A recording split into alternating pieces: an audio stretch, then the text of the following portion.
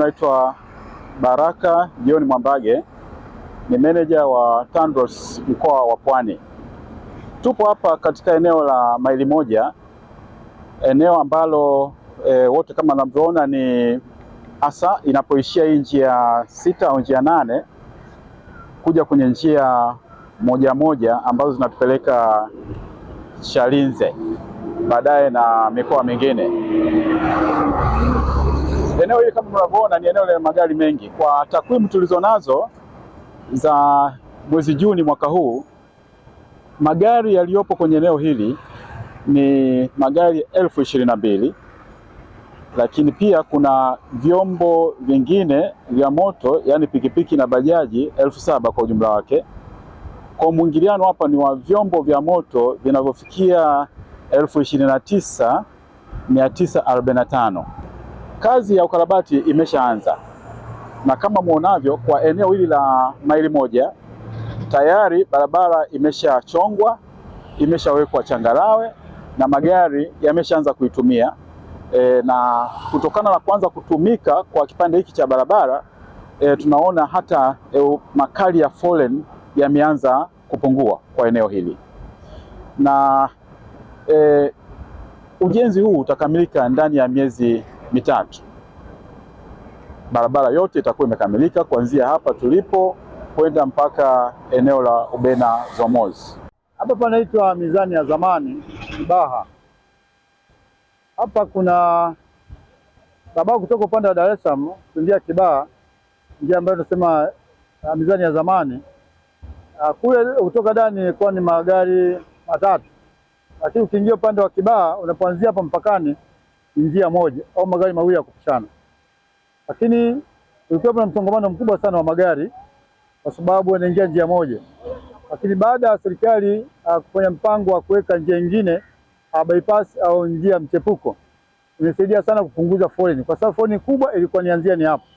Gari likiharibika au kuna kitu chochote kizuia barabara isitumike, labda gari ipata ajali, msongamano ulikuwa nianzia hapo. Lakini tangu zoezi hilo la serikali kujenga njia mchepuko hiyo, foleni asilimia kubwa imepungua, kwa sababu magari yanapita njia hii ambayo mwanzo haikuwepo. Kwa hiyo tunaruhusu wananchi watumie njia hiyo mbadala, lakini pia wafuate sheria na kanuni za usalama barabarani na kutofanya makosa hasa ya overtake na hata kusababisha makosa mengine ya kusababisha foleni, kwa sababu foleni kubwa eneo letu inasababisha makosa ya kibinadamu ya madereva wenyewe kutofuata sheria.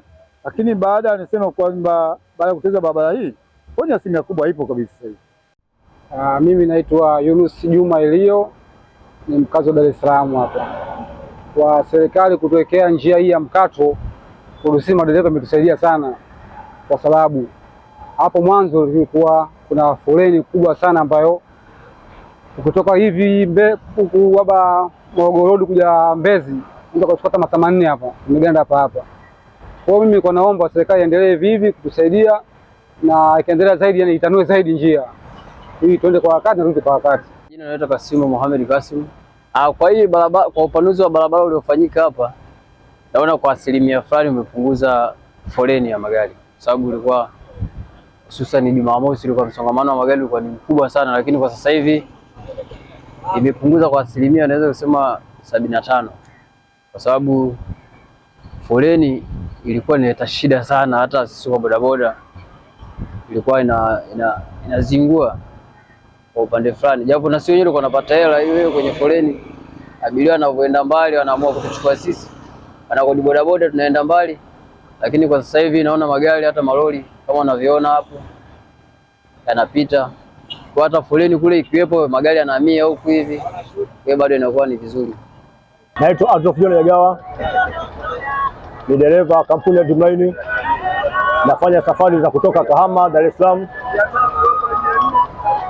Changamoto ambazo tunazo sisi ni foleni. Barabara yetu ni finyu. Tunashukuru sana uongozi wa mama kutanulia barabara kama hizi za kutupunguzia foleni. Nawapongeza sana na naomba waendelee kutufanyia vitu kama hivi.